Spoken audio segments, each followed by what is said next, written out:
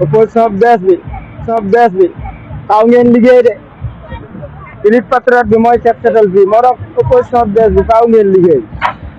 parce que ñun lii dañ kaa tàmm quoi maanaam don de soi pour la patrie dañ koo tàmm maanaam dañ cee judd quoi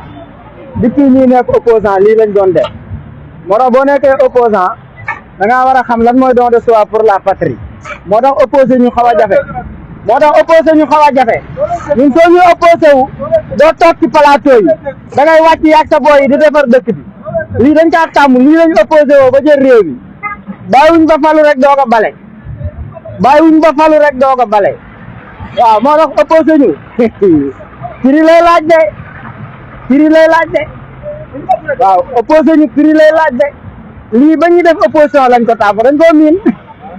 lii ba ñu opposé wu lañ ko tàmm liggéey réew mi Élite Patriote Daaru Muxti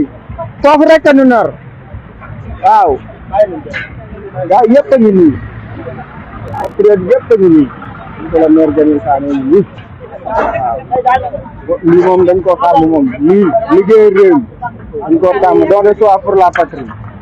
waaw lii moom dañ koo tàmm ñëpp vraiment